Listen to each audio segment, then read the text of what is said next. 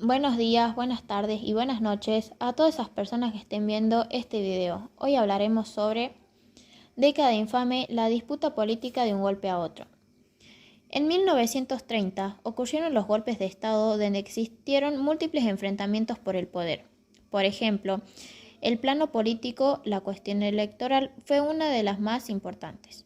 Una propuesta fue la que Iriburu intentó impulsar durante su dictadura, pero fue denegada. Otra fue la del gobierno bonaerense Manuel Fresco, que terminó con la intervencional provincia. Luego del golpe de Estado del 6 de septiembre, el sector afín Uriburu ocuparon altos cargos, contaron con el apoyo de algunos grupos nacionalistas, conservadores y radicalizados. Este conjunto intentó la reforma de la Constitución y de la legislación electoral, los cuales no fueron logrados. Algunas agrupaciones militarizadas, Legión Cívica, Legión de Mayo y Legión Republicana, los aproximaban sin dudas al fascismo europeo, pero otras los alejaban por parte de los grupos argentinos que entendían que la clave era el ejército. Junto a los partidos, algunas agrupaciones que se proclamaban independientemente apoyaron la candidatura de Justo. Fueron activas, en particular, en la capital federal.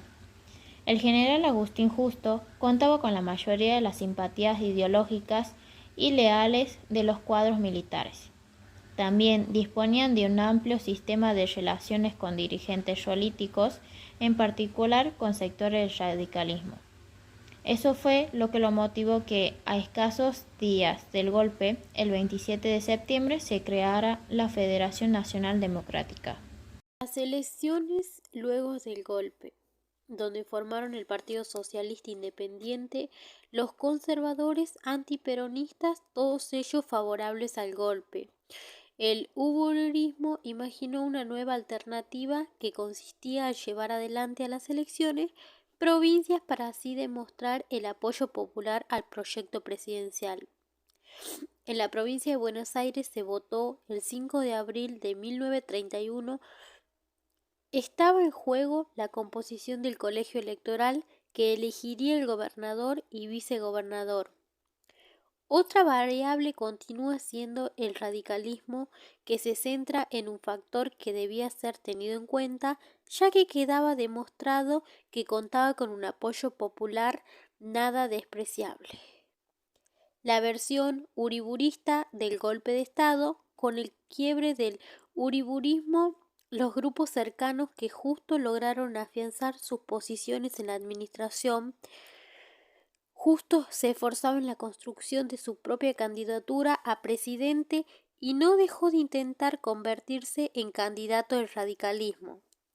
En tanto volvió al país Alvear, quien luego de unas declaraciones bastante favorables al golpe desde septiembre, el expresidente llegó a Buenos Aires a fines de abril de 1931. Naturalmente, Alvear era un dirigente muy poderoso en el radicalismo. También contaba con la amistad de Irigoyen.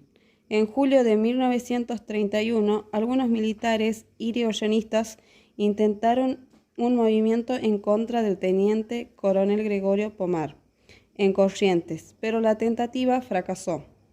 Varios dirigentes radicales, entre ellos el propio Alvear, fueron deportados. La dictadura convocó a elecciones para noviembre. La Unión Civil Radical proclamó la candidatura de Alvear.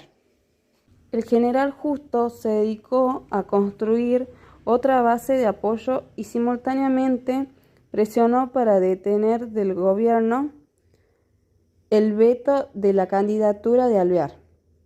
Finalmente, en las elecciones de noviembre triunfaron los electores que apoyaron a la candidatura justistas, prevenían del Partido Demócrata Nacional. Luego de las elecciones de noviembre, el cuadro político de los primeros años, Justo y su vicepresidente, el conservador Julio Roca, hijo del expresidente de la Nación, asumieron sus cargos en febrero de 1943. Justo sería una de las figuras decisivas en la política argentina. Durante los primeros años de su gobierno y hasta 1935, la coyuntura política estuvo caracterizada por la abstención de la USR. Las elecciones de 1937.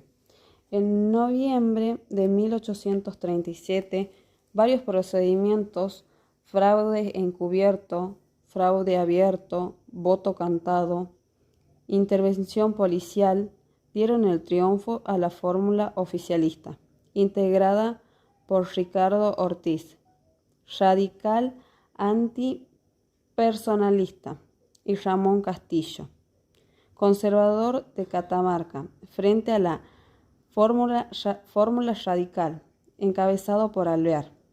Así las cosas, la situación volvía a complicarse para el radicalismo. Para el oficialismo, la apelación fraude tenía el costo de la crítica de sectores amplios de la opinión pública. En febrero de 1938 asumía la fórmula oficialista integrada por Ortiz y Castillo. Roberto Ortiz, el candidato que justo arbitró en la coalición oficialista, sostuvo en las disputas internas.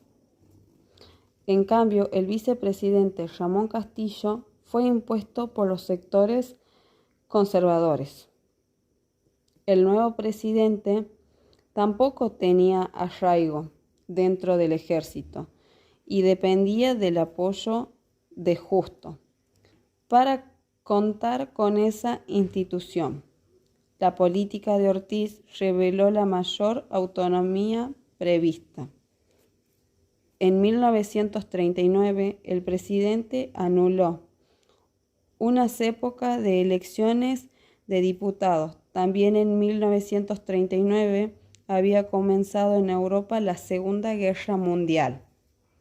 Ortiz pasó a encabezar una campaña contra el fraude que tuvo en la intervención a la provincia de Buenos Aires.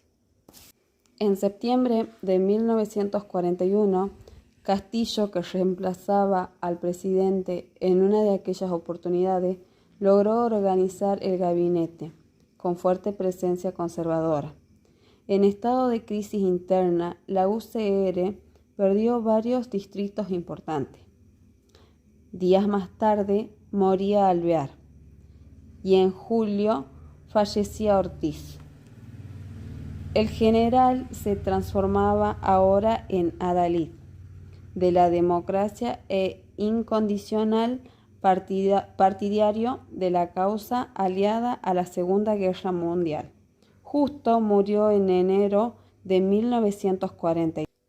Escándalos y desprestigios. En estos años de crisis del andamiaje institucional, Lisandro de la Torre, también senador demoprogresista de una comisión de investigaciones del negocio de las carnes. Luis Dulau, ministro de Agricultura, fue acusado de vender ganado a esas mismas empresas. En 1936, varios radicales miembros del Consejo Deliberante porteños fueron sobornados. Irigoyen sospechosamente realizaban compras a precios altos en el ejército Palomar.